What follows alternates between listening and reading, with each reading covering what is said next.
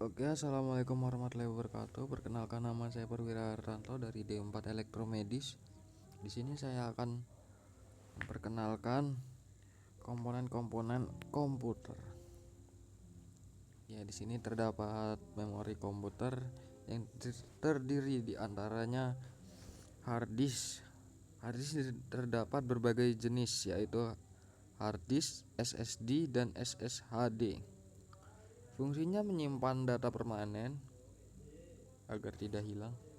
Spesifikasinya terdapat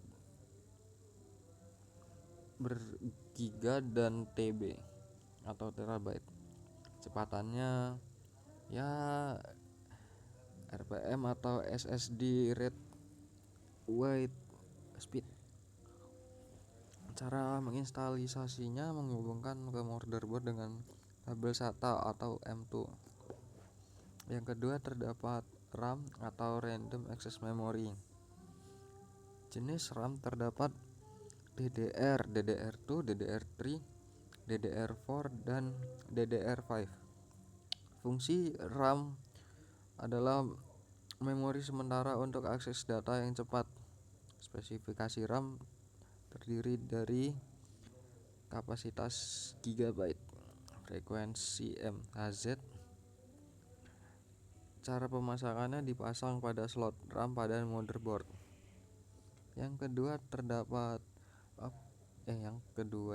terdapat optical drive atau DVD drive.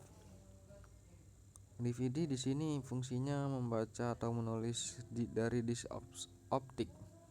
Spesifikasi kecepatan baca atau tulis. Instalisasinya menghubungkan dengan kabel SATA pada motherboard. Yang keempat, flash disk. Flash disk itu sama seperti hard disk, cuman dia ya eksternal lah, dengan untuk menyimpan media-media. Spesifikasi kapasitas kecepatan transfer data ya jauh dibandingkan SSD dan hard disk. Yang kelima yaitu motherboard.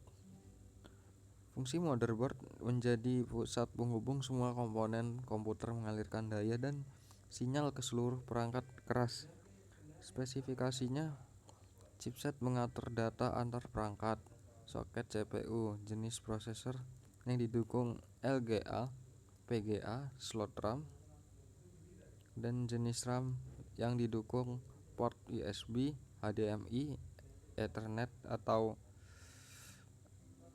ya internet, SATA, dan M2. Yang keenam ada CPU atau Central Processing Unit. Jenis prosesor terdiri dari Intel i3, i5, i7, dan i6, AMD Ryzen 3 Jenis berdasarkan jumlah core dan generasi quad core, hexacore. Dua, fungsi mengelola instruksi dan menjalankan perintah komputer. Pemasangannya ya cukup dengan memasangkan CPU pada soket yang sesuai di motherboard dan menambahkan thermal pasta, lalu memasangkan heatsink atau pendingin. Yang ketujuh yaitu ada I/O devices atau input atau output device. Terdiri dari keyboard, printer, monitor, USB port, HDMI display, dan LAN. Yang ke-8 yaitu ada BIOS, Basic Input Output System. Fungsinya menganalisis hardware saat komputer dinyalakan. Cara kerjanya melakukan power on self test untuk memastikan semua perangkat berfungsi. Langkah-langkah merakit komputer. Pasangkan motherboard ke casing, memasukkan CPU dan pendingin, pemasangan RAM sesuai slotnya, hubungkan hard disk atau SSD, sambungkan ke power supply, dan melakukan instalisasi sistem dan driver perangkat.